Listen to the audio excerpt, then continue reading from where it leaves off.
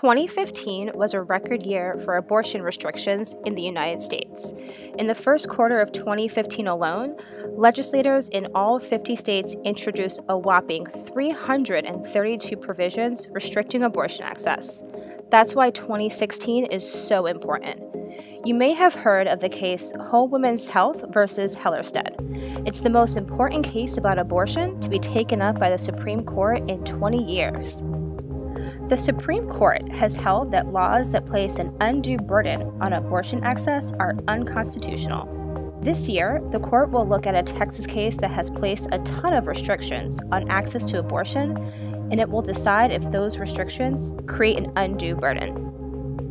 This case impacts 5.4 million women in Texas alone and will affect millions of others across the nation. So, does the Texas law create an undue burden?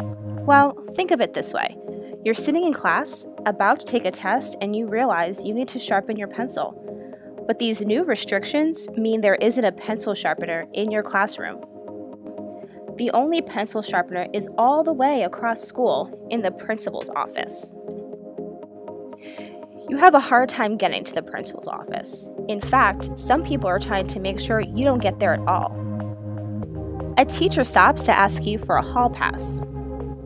A well-meaning custodian is in your way, and someone pesters you about why you didn't sharpen your pencil before. All the while, you don't have long before your test starts. And when you finally get to the principal's office, there's a long line of folks ahead of you. It costs money you don't have. And they tell you yet another rule.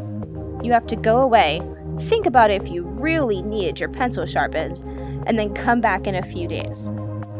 Guess you're gonna miss that test. All because of rules that don't make sense and don't help anyone, when all you needed was to use the pencil sharpener. The law in Texas is doing the same thing to people seeking abortion care. It will force 3 out of 4 abortion clinics in Texas to close.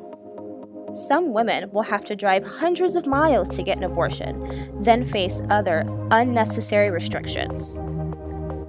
These restrictions aren't intended to protect women's health, only to make it harder to get abortion care.